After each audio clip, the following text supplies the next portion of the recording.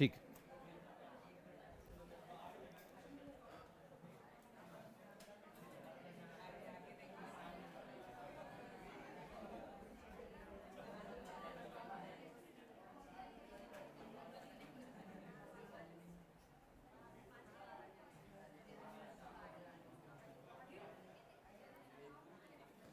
चलिए बाबू, एक मिनट एक मिनट। तो प्रीवियस लेक्चर जो हम लोग पढ़े थे वो कैथोड रे के बारे में था, ठीक है। मिला जुला कर ठीक ठाक ढंग से समझ में आ गया। कैथोड किरण की उत्पत्ति कहाँ से होती है? विसर्ग नली से। चलो बाबू, अब ये पहला लेक्चर खत्म कर दिया ना, अब हम यहाँ पर कुछ क्वेश्चंस दे रहे हैं जिसको आपको बस लिखना है। अभी क्वेश्चन भी लिखना है, सामने में उसका आंसर भी लिखना है, फेयर कॉपी में ही। आ रहा बात समझ में? चलिए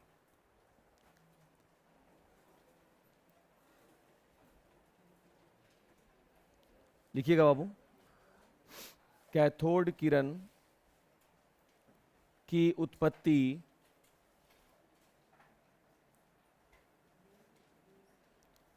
कहां से होती है? कोशिश करोगे एक दूसरे से पूछना ना पड़े, समझ गए? एक दूसरे से पूछना ना पड़े और फेयर कॉपी में ही बनाओगे बाबू। वो एगो चीज रहता है, उसको क्या बोलते हैं? रुमाल। कहाँ है? तुम इधर आओ। तुम रिकॉर्ड हो रहे हो जी?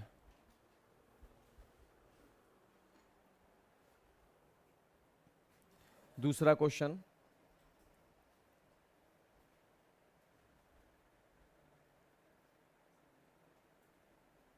कैथोड किरण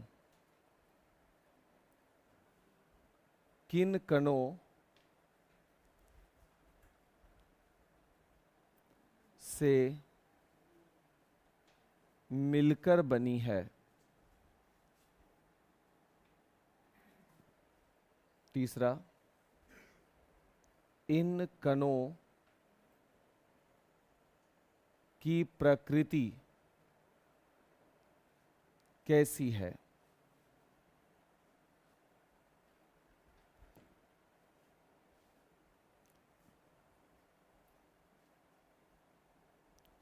विसर्ग नली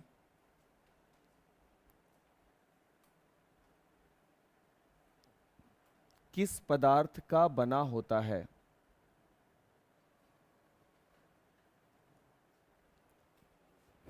विसर्ग नली किस पदार्थ का बना होता है?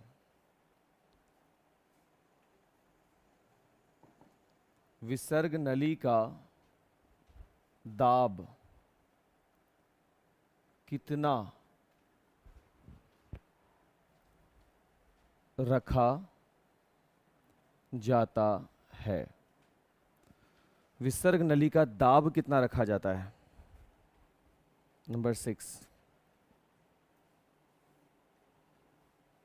विसर्ग नली में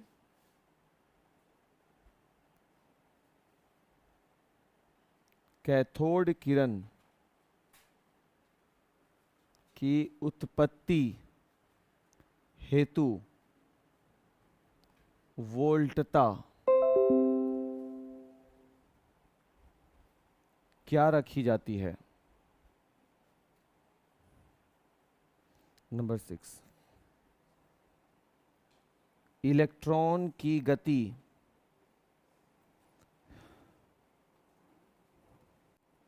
किस दिशा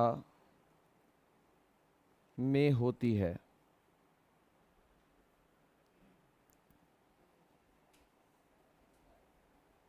बाबू 4 5 ओहो, बुढ़ापा में ये होता है, बुढ़ापा में होता है, मेरे साथ होता है। विद्युतीय क्षेत्र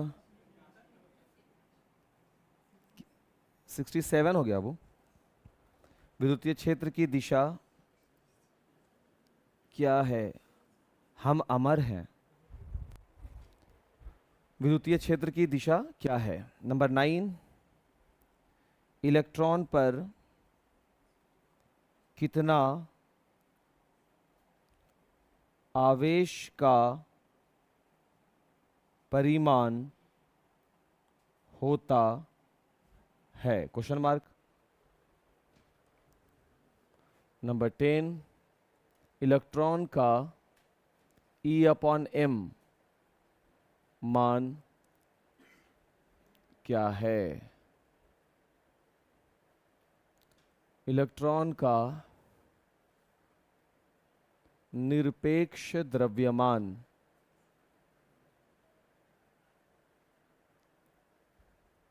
क्या है? और कुछ तो लगता नहीं बात हुई थी।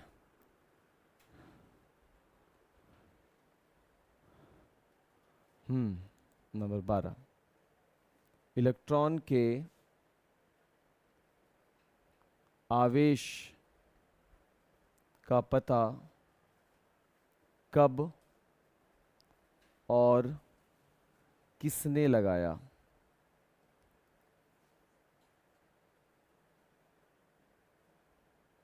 नंबर 13,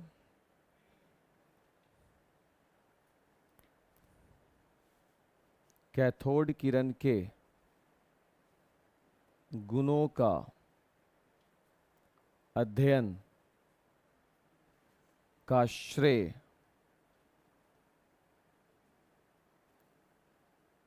किसे जाता है?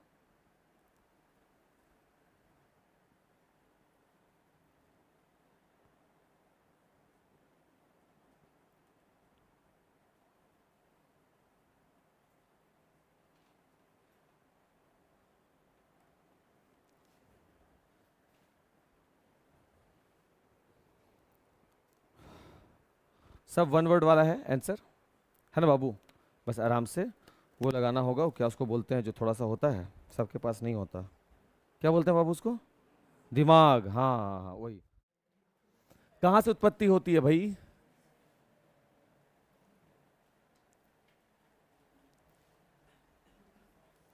यहीं से होती है ना।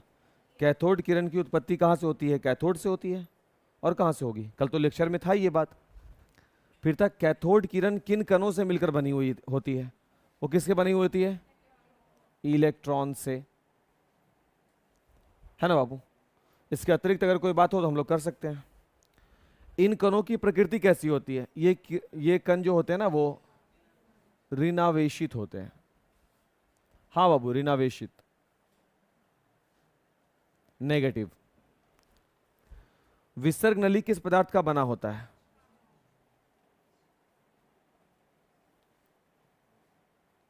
कांच का बना होता है। विसर्ग नली का दाब कितना रखा जाता है? 0.1 मिलीमीटर पारे के समान, है ना। विसर्ग नली में कैथोड किरण की उत्पत्ति हेतु वोल्टता क्या रखी जाती है? कितना बाबू? 10,000 वोल्ट।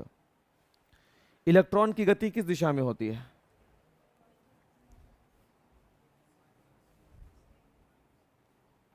सही है क्या? अब इसको ऐसे ना लिखे, तुम लिखोगे कैथोड से एनोड की ओर, यही था ना? अच्छा, विद्युतीय क्षेत्र की दिशा क्या होती है? इलेक्ट्रॉन की गति के विपरीत। वास्तविकता तो यही है। इसी को क्या बोल दिया गया बाबू जो आप लिखे हैं? प्लस से माइनस की ओर, हमेशा प्लस से माइनस की ओर, प्लस से दूर होती है, ऐसे समझिए, प्लस से दूर होती है। इलेक्ट्रॉन पर कितना आवेश का परिमाण होता है? वैल्यू 1.6 10 पे पावर -19 कूलॉम। अब ये किस में होता है? माइनस में, बट हमसे वो नहीं पूछा, वो केवल परिमाण पूछा। परिमाण का मतलब केवल वैल्यू बताइए, बता दिया वैल्यू। इलेक्ट्रॉन का E/m का मान कितना होता है? 1.76 था ना, गुने 10 पावर 8 कूलॉम प्रति ग्राम। कल दिए थे वो बनाने के लिए भी, आप लोग से बन पाया था? वैल्यू वही आया था तब, देखो। नहीं, नहीं आया था, वही आया था। वही तो हमको सुनने लगा ना बाबू, नहीं आया था। हमने नहीं आया था, वो आएगा इसलिए हम आपको दिया ही था कि वो आया हुआ वैल्यू है। खैर, इलेक्ट्रॉन का निरपेक्ष द्रव्यमान कितना होता है? 9.109 माइनस में ना बाबू, 10 पे पावर -28 ग्राम। इलेक्ट्रॉन के आवेश का पता कब और किसने लगाया था? आवेश का पता किसने लगाया था? मिलिकन ने। मिलिकन ने 19 8 में 1908 में। कैथोड किरण के गुणों का अध्ययन का श्रेय किसे जाता है? थॉमसन को, थॉमसन को जाता है। सही। इलेक्ट्रॉन की खोज कब और किसने की? सही है ना, थॉमसन ने।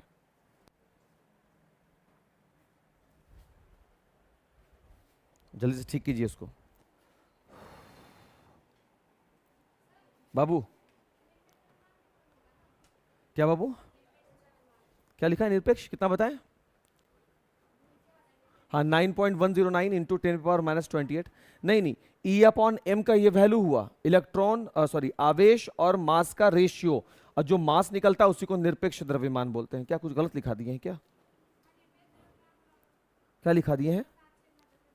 नहीं बाबू, E अपॉन एम का वैल्यू है 1.76 इंटू 10⁸ कुलॉम प्रति ग्राम। इसको ठीक कर लो। इलेक्ट्रॉन का E अपॉन एम का मान, ये हमको लगता है कल लिखवाए हैं E अपॉन एम। अच्छा, इसको अलग अलग एक ही जगह लिखवा दिए हैं क्या? उससे गड़बड़ हो गया है हमसे। अभी ठीक कर लो ना, जैसा भी लिखा है। इलेक्ट्रॉन के E अपॉन एम का मान 1.76 इंटू 10⁸ कुलॉम प्रति ग्राम, और इसका निरपेक्ष द्रव्यमान जो है वो है 9.109 गुने 10⁻⁻। शानी देखो क्या आया। थॉमसन जब इलेक्ट्रॉन का पता कर लिए, इलेक्ट्रॉन के आवेश वगैरह की जानकारी सब इकट्ठा हो गया, तो सबसे बड़ा परेशानी था कि एक परमाणु को तो अब तोड़ा जा सकता है। डाल्टन क्या बता के गए बाबू? कि परमाणु को खंडित नहीं कर सकते, परमाणु को नहीं तोड़ सकते। थॉमसन क्या बता दिए कि देखिए भाई, कोई और कण निकल चुका है। अब वो कण किसी एटम से ही निकला है। गैसीय परमाणु लिया गया था विसर्ग नली में, उस गैसीय परमाणु से कोई किरण निकली है जिस किरण का नाम है कैथोड किरण, और वो किरण कुछ कणों से मिलकर बनी है जिसका नाम है इलेक्ट्रॉन। इसका मतलब परमाणु में कोई कण है जिसका नाम है इलेक्ट्रॉन। तो उनसे सवाल पूछा गया कि अगर इलेक्ट्रॉन किसी परमाणु में होते हैं तो अब आप बताओ कि एक परमाणु में इलेक्ट्रॉन होते कहां पर हैं? समझ में आ रही है बात? परमाणु में इलेक्ट्रॉन कहां पर होंगे आप ये बताइए थॉमसन साहब। बड़ा आप तो साबित कर दिए कि कोई कण होते हैं जो ऋणावेशित इस परिमाण के होते हैं। अब आप बताइए, अब फंस गया मामला। तो इनको अपना एक परमाणु मॉडल जल्दीबाजी में प्रस्तुत करना पड़ा। परमाणु मॉडल, एटॉमिक मॉडल, कि हमको ऐसा लगता है कि एक परमाणु कैसा होगा। तो थॉमसन बताएं कि देखो भाई, इलेक्ट्रॉन के आविष्कार के बाद एक परमाणु हमको जहां तक लगता है बिल्कुल तरबूजे की तरह होगा। वो तरबूजा वर्ड नहीं बोल रहे हैं, वो बताएं कि ऐसा एक परमाणु होगा जिसके अंदर इलेक्ट्रॉन जो होगा वो बीच बीच में धंसा हुआ होगा, और उनके परिकल्पना यानी हाइपोथेसिस, परिकल्पना को हाइपोथेसिस बोलते हैं, उनके परिकल्पना को हम लोग तरबूज के शक्ल में समझते हैं। जिस तरह से एक तरबूज को आप बीच से काटते हो, वो 2 भाग में बढ़ जाता है। उस तरबूज का जितना भी रेड वाला सेक्शन है वो कुछ भी हो सकता है, ये नहीं मालूम क्या, बट कुछ भी हो सकता है। लेकिन जो इलेक्ट्रॉन है, देखो धनावेश अभी बोला नहीं गया है, प्रोटॉन के बारे में कोई जानकारी अभी नहीं है मेरे पास, इसलिए हम अभी उस पर चर्चा नहीं कर रहे हैं।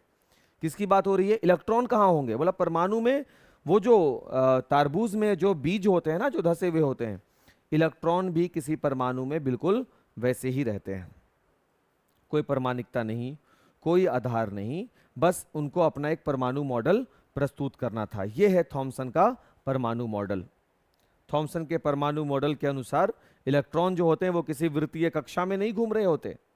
इलेक्ट्रॉन कैसे होते हैं? धसे हुए होते हैं, जैसे कि किसी तारबूज में कोई बीज होता है। सही है बात यहां तक? चलिए क्वेश्चन लिखिए। अब तब लिखोगे ये हो गया ना बाबू? लिखिएगा थॉमसन का परमाणु मॉडल दें। क्या हुआ? लिखोगे थॉमसन का परमाणु मॉडल दें। थॉमसन का परमाणु मॉडल दें, जो सही नहीं था बट फिर भी हम लोग थॉमसन का परमाणु मॉडल पढ़ते हैं। थॉमसन का परमाणु मॉडल दें। लिखोगे थॉमसन के परमाणु मॉडल के अनुसार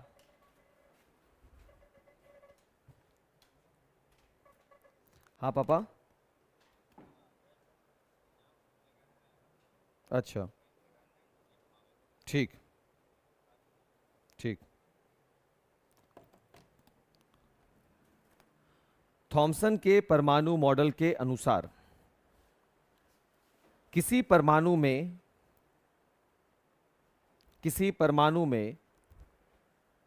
इलेक्ट्रॉन एक समान रूप से, किसी परमाणु में इलेक्ट्रॉन एक समान रूप से वितरित रहते हैं, फैले रहते हैं, वितरित रहते हैं, एक समान रूप से वितरित रहते हैं, पूर्ण विराम। ये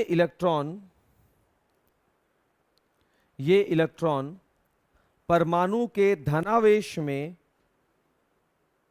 ये इलेक्ट्रॉन परमाणु के धनावेश में, धन आवेश में धसे होते हैं, परमाणु के धन आवेश में धसे होते हैं, पूर्ण विराम। जिस तरह से एक तारबूज में, जिस तरह से एक तारबूज में उसके बीज धसे होते हैं, एक तारबूज में उसके बीज धसे होते हैं, उसके बीज धसे होते हैं, पूर्ण विराम। आगे लिखिएगा बाबू, पैराग्राफ चेंज करके। थॉमसन ने इसे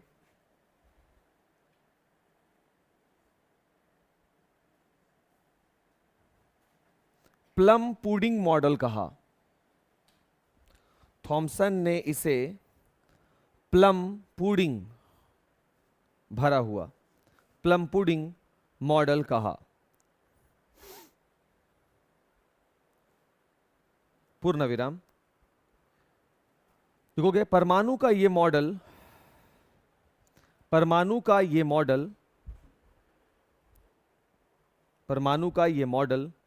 ज्यादा समय तक नहीं चल सका, परमाणु का ये मॉडल ज्यादा समय तक नहीं चल सका और अंततः इसे अस्वीकार कर दिया गया, और अंततः इसे अस्वीकार कर दिया गया, अस्वीकार कर दिया गया, पूर्ण विराम। एक लाइन और जोड़ लीजिए। थॉमसन ने अपना परमाणु मॉडल 1904, थॉमसन ने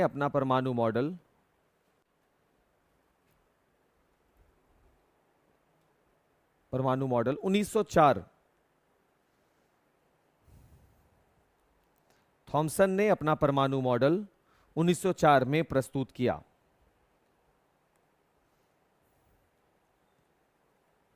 1904 में प्रस्तुत किया, पूर्ण विराम। आ जाइए अब एनोड किरण के बारे में, हेडिंग लगा लो बाबू।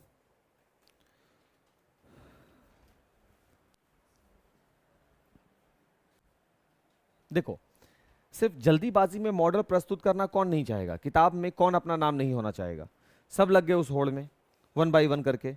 लेकिन जो समझदार थे वो थोड़ा सा वेट किए। सिर्फ इलेक्ट्रॉन की जानकारी भर से, जब ये थॉमसन का जो मॉडल तुम देखोगे, इस मॉडल में अगर फोटो तुम बनाओगे ना, बना ही लो मेरे ख्याल से, पेंसिल लाए हो ना, चलिए बाबू इसको बना ही लीजिए। ये है थॉमसन का मॉडल।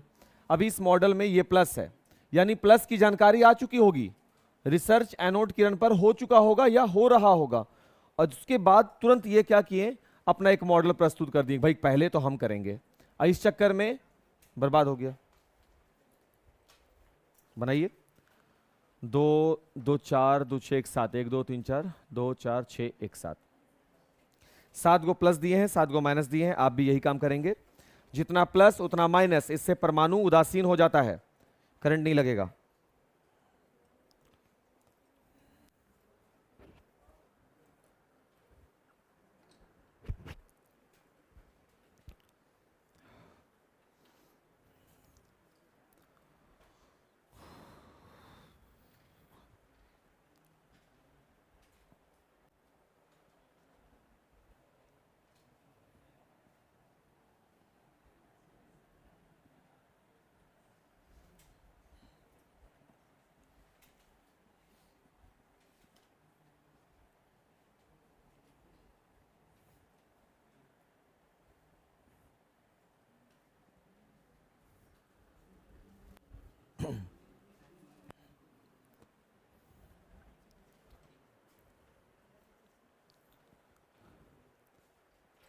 मेरी बात को ध्यान से सुनना।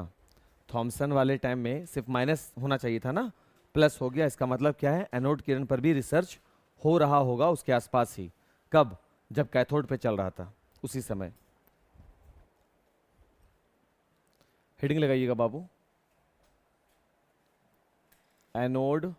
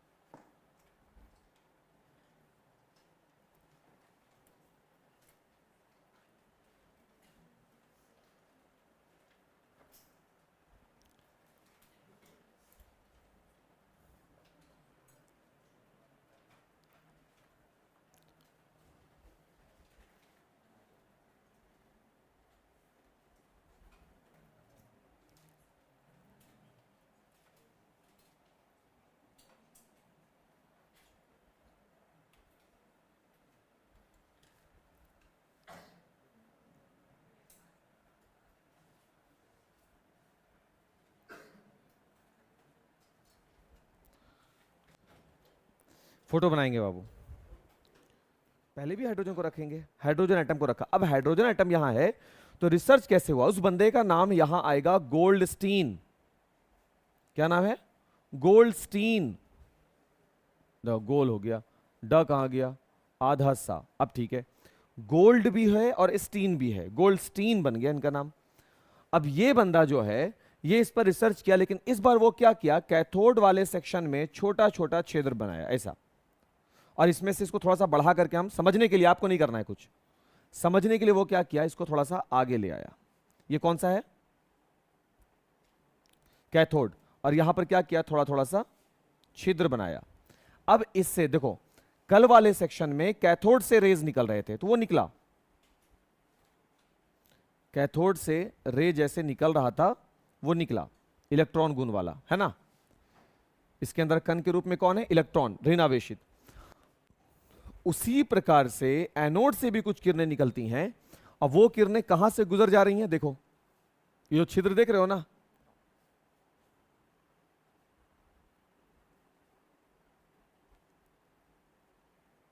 और इन किरणों का नाम क्या पड़ा? क्योंकि ये एनोड से निकल रही थी तो इनका नाम क्या पड़ा था? एनोड किरण। पल्ले पड़ा बात? तो आप अपने फोटो में, जो अपना फोटो नहीं, जो फोटो बनाई होंगी या बनाए हो, उस फोटो में जो यहां पर एनोड दिए हो, उसको कैथोड जो दिए उसको हल्का हल्का सा ऐसे मिटा लीजिए, और वहां पर से इस प्रकार से रेज को जाता हुआ, या मिटाना नहीं है, खाली पेंसिल से आप ऐसे ऐसे एरो दर्शा दीजिए ताकि पता चले कि इधर से भी कुछ किरणें निकली हैं जो इस दिशा में जा रही हैं। 2 किरणें, 3 किरणें दर्शा दीजिए। फोटो को थोड़ा बड़ा बनाया करो ताकि टीचर को लेंस ना लगाना पड़े देखने के लिए।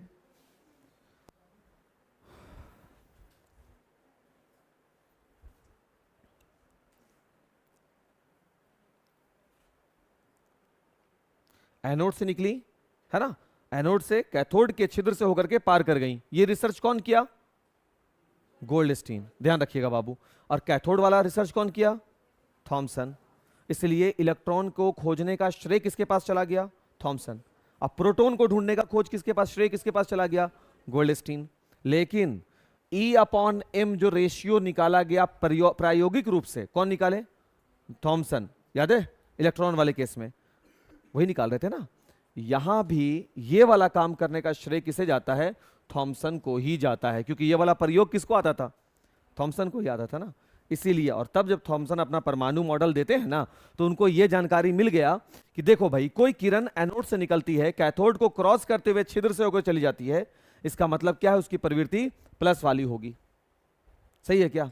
प्लस वाली प्रवृत्ति होने के वजह से ही वो किसकी ओर अट्रैक्ट हो गई? माइनस की ओर, और होते हुए आगे बढ़ गई। आया बात समझ में?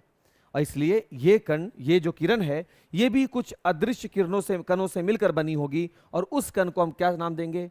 प्रोटॉन। अब प्रोटॉन को कैसे सिंबॉलिक किए थे कल हम? पी के साथ ऊपर में छोटा सा प्लस। ठीक है, लिखिएगा नीचे। इसके बाद लिखोगे गोल्डस्टीन ने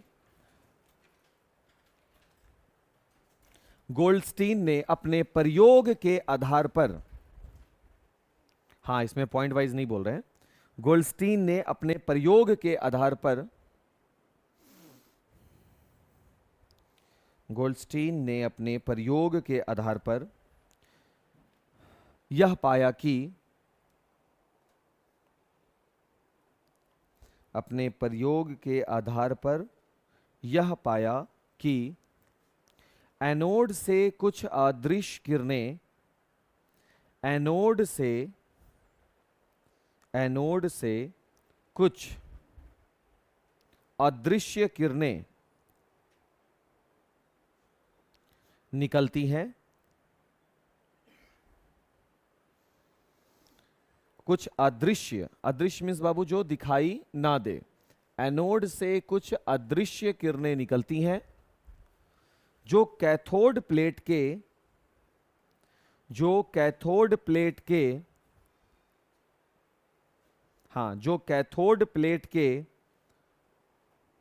छिद्रों से, जो कैथोड प्लेट के छिद्रों से आर पार हो जाती है, जो कैथोड प्लेट के छिद्रों से आर पार हो जाती है, हो जाती है, पूर्ण विराम।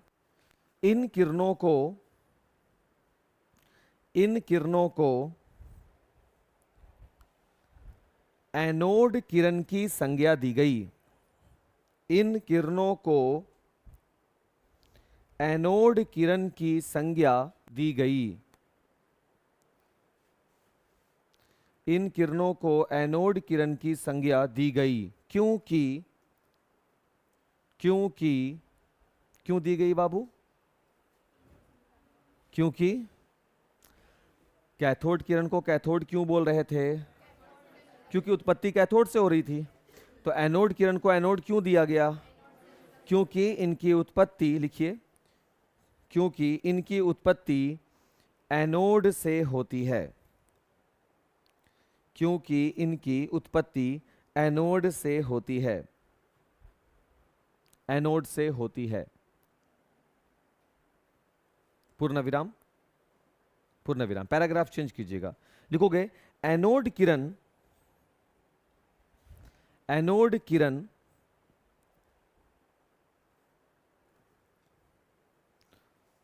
के गुण इस प्रकार हैं, एनोड किरण के गुण इस प्रकार हैं।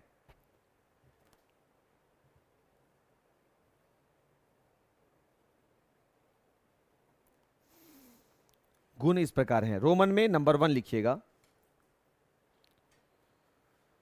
लिखोगे ये किरणें सीधी रेखा में गमन करती हैं, ये किरणें सीधी रेखा में गमन करती हैं,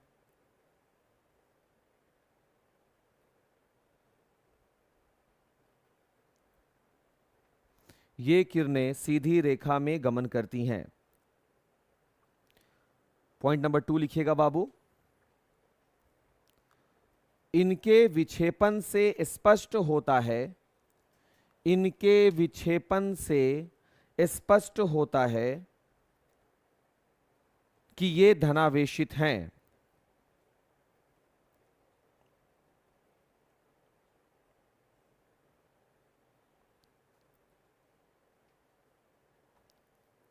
हो गया। तीसरा बिंदु लिखिएगा, इनका द्रव्यमान हाइड्रोजन परमाणु के द्रव्यमान के बराबर होता है,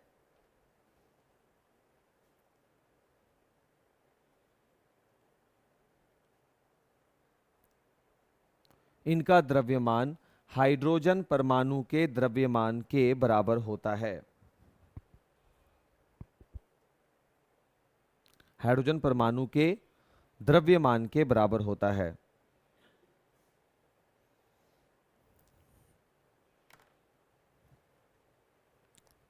हो गया। ये वो बातें हैं जो किताबों में लिखी गई होती हैं, ठीक है। अब जरा सा हम लोग क्लास, ये 9th वाला बात हुआ पूरा, है ना। अगर आपको ध्यान हो तो ये सब 9th में हम लोग करते हैं चर्चा। अब थोड़ा सा बाबू हम लोग निष्कर्ष निकालेंगे 11th वाले के हिसाब से कि क्या सच में ऐसे काम किया। देखिए क्या हुआ, इसको हम ऐसा मिटाएंगे, बस हो गया, 10 मिनट का क्लास और है, टेंशन मत लो। इतना देर बर्दाश्त किए हो, 10 मिनट और बाबू। क्या आधा घंटा दोगे टाइम? नहीं, ये कैथोड है ना बाबू। कल वाला केस ला रहे हैं पहले। कैथोड रेज निकली, ध्यान है, अंदर में गैस है, मान लेते हैं हाइड्रोजन है।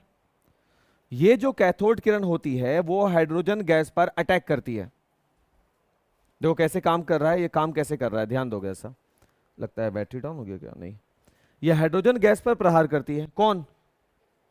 कैथोड किरण जो कल निकल रही थी। और इस हाइड्रोजन गैस पर जब प्रहार करती है तो इस हाइड्रोजन गैस का इलेक्ट्रॉन जो होता है वो बाहर निकल जाता है, और वही इलेक्ट्रॉन जो कण है, कण के रूप में है, वो आपको दिख रहा था कल। इलेक्ट्रॉन इलेक्ट्रॉन इलेक्ट्रॉन चिल्ला रहे थे। परमाणु का, परमाणु के रूप में कौन है? हाइड्रोजन। H2 है, ये गैस है, तो इसके अलग अलग करेंगे तो हाइड्रोजन एंड हाइड्रोजन बॉन्ड है ना इनके बीच में, तो वो हाइड्रोजन पर कौन अटैक किया? कल वाली किरण, कैथोड किरण जो माइनस से निकलती है। बात को ध्यान देना बाबू, बहुत इंपॉर्टेंट फैक्टर अभी होने वाला है। ये कैथोड किरण इस परमाणु पर जब अटैक करती है तो इस परमाणु का इलेक्ट्रॉन निकल जाता है। अब ये परमाणु में कौन बचा? अब इस परमाणु में कौन बचा? केवल प्लस। भाई इलेक्ट्रॉन निकल गया, परमाणु में प्लस और माइनस ये दो चीज ना होता है। तो प्लस माइनस, अगर कैथोड किरण के अटैक से इलेक्ट्रॉन निकल गया तो अब ये परमाणु क्या हो गया? धनावेशित ना हो गया। अब ये धनावेशित परमाणु जो है, ये जो प्लस वाला धनावेशित बचा, ये बीच में यही बनाता है क्या? एनोड किरण। ध्यान दो बात को हम क्या बोल रहे हैं, यही बना एनोड किरण। और ये जो है ना इधर नहीं जाता, बल्कि लौट करके ये माइनस वाला है ना, माइनस वाला के बीच से होकर निकल जाता है, क्योंकि प्लस है। ये प्लस किधर आकर्षित होगा? माइनस की ओर। नोटिस करो बात को फिर से। हमको देखने में कैसा लगेगा मालूम है? कि प्लस वाला प्लस से निकला और माइनस की ओर गया, जो अभी हम आपको लिखवाया, नहीं लिखवाया? इसे एनोड किरण इसलिए बोलते हैं क्योंकि इसकी उत्पत्ति एनोड से हो रही होती। क्या वास्तविकता भी वही है? नहीं, वास्तविकता यह है कि एनोड किरण की उत्पत्ति एनोड से नहीं बल्कि कैथोड और एनोड के बीच से होती है। जब ये कैथोड किरण गैस के परमाणु पर अटैक करती है तो उस गैसीय परमाणु के इलेक्ट्रॉन निकल जाते हैं, और वो गैसीय परमाणु कैसा हो जाता है? धनावेशित। वही धनावेशित गैसीय परमाणु जो बीच में है, वही धनावेशित गैसीय परमाणु क्या बना रहा है? एनोड बना रहा है। अब आया बात समझ में? यानी आपको लगता है कि इधर आ रही है तो आपको लगता है प्लस से आ रही है, आपको क्या मालूम कि वो बीच से ही उत्पत्ति उसकी हो गई। यानी ना तो यहां से है ना तो यहां से, बीच से बना, और किसकी ओर आता है? वो माइनस की ओर आता है, क्योंकि प्रवृत्ति उसकी कैसी होती है? प्लस की। क्या ये बात लिखना जरूरी लगता है? नहीं लगता? बोलते नहीं लगता। लगता है, गर्मी है तो क्या हुआ? लिखो निष्कर्ष। निष्कर्ष लिख करके डैश दोगे, डैश। निष्कर्ष, कंक्लूजन लिखोगे। कैथोड किरणों, कैथोड किरणों, ये कल वाला हुआ कैथोड किरण, ध्यान रखिएगा।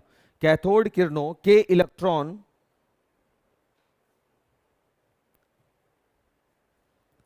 कैथोड किरणों के इलेक्ट्रॉन जब विसर्ग नली में, कैथोड किरणों के इलेक्ट्रॉन जब विसर्ग नली में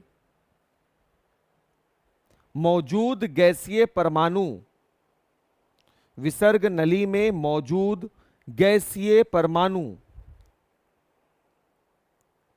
गैसीय परमाणु पर प्रहार करते हैं, पर प्रहार करते हैं, कॉमा, कौन किया प्रहार? कैथोड किरण कैसे प्रहार करेगी? और गहराई में बात करो तो कैथोड किरण का निर्माण किनसे हुआ है? कणों से, जिसका नाम इलेक्ट्रॉन है। कल बात हुई थी ना? तो कैथोड किरण का निर्माण जिन कणों से हुआ है, अर्थात इलेक्ट्रॉन।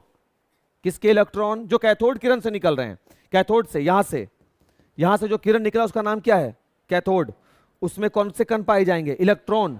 उन इलेक्ट्रॉनों के द्वारा ये जो विसर्ग नली में गैसीय परमाणु है उस पर क्या किया जा रहा है? अटैक किया जाता है।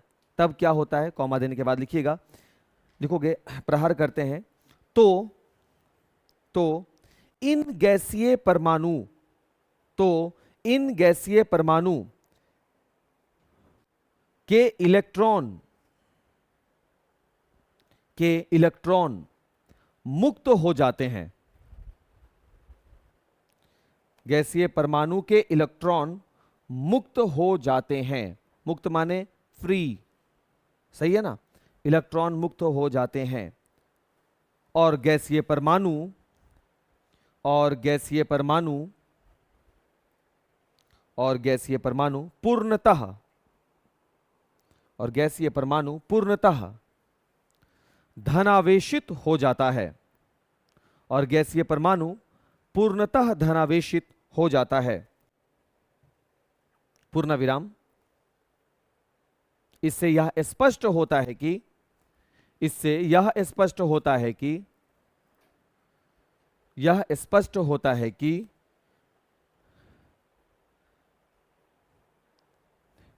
धनावेशित एनोड किरण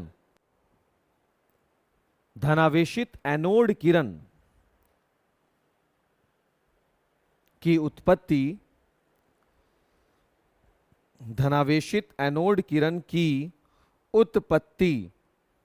एनोड से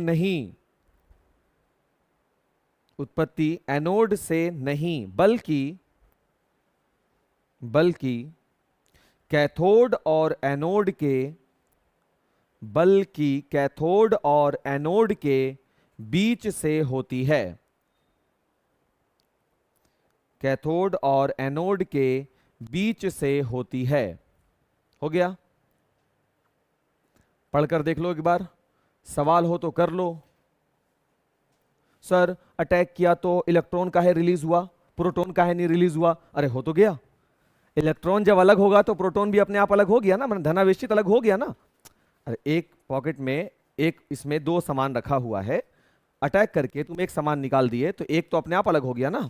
तो अगर ऐसा सवाल मन में आ रहा है प्रोटॉन काहे नहीं अलग हुआ, इलेक्ट्रॉन अलग हो गया तो प्रोटॉन भी अलग हो गया अपने आप, सही है। परमाणु कैसा, अभी ये परमाणु कैसा होगा, शुरू ये हाइड्रोजन के परमाणु कैसे होंगे? आपका जवाब होगा सर उदासीन होगा। उदासीन का मतलब जितना प्लस है उतना ही माइनस है। बोल नहीं सकते सर कुछ, लेकिन जैसे ही कैथोड किरण के इलेक्ट्रॉन इस पर, इलेक्ट्रॉन क्यों अटैक करेंगे सर? कैथोड किरण में द्रव्यमान के रूप में कण ही तो है, और कण के रूप में कौन है? इलेक्ट्रॉन, उसका नाम दे दिया गया है। वो कण जब इस पर अटैक करेंगे तो सबसे पहले जो हल्का होगा वो उड़ जाएगा। हल्का कौन होता है, किसका द्रव्यमान कम है? समझ में आई बात? और दूसरा चीज बाबू, माइनस और माइनस के बीच में क्या होता है? प्रतिकर्षण। तो एक तो ताकत लग रहा है आपको मारने वाला, अब प्लस दोनों के बीच में ऑलरेडी क्या चल रहा है? प्रतिकर्षण चलता है। तो इसलिए सबसे पहले जो मुक्त होगा वो कौन है? इलेक्ट्रॉन फ्री होगा। तो वो परमाणु के पास क्या बचेगा? केवल प्लस। तो परमाणु कैसा हो जाएगा? धनाविष्ट। और जैसे ही ये परमाणु धनाविष्ट हुआ, इसकी दिशा बदल जाएगी और वापस से ये किधर आता हुआ दिखेगा? कैथोड की ओर। अब बोलेंगे देखो एनोड से निकल के आ रहा है, एनोड किरण हुआ ये। बट वास्तविकता क्या है? क्या सच में एनोड से निकल कर आया? नहीं नहीं नहीं, बिल्कुल भी नहीं। कहां से निकल कर आया? कैथोड और एनोड के बीच में हैं। क्लियर? और बोले पाप लगेगा गर्मी में इतना बुलवाओगे तो। नहीं बोलो तो समझाएंगे, कहीं भी दिक्कत लगे। हम लिख रहे हैं जब तक पढ़िए और सवाल हो तो कीजिए। नहीं मजाक में बोले बाबू, सवाल अपना कर सकते हो तुम। ये दोनों बात लिख लो इसका। आवेश, द्रव्यमान, सापेक्ष। हाइड्रोजन परमाणु के समान हम यहां लिख देते हैं, हाइड्रोजन परमाणु के समान।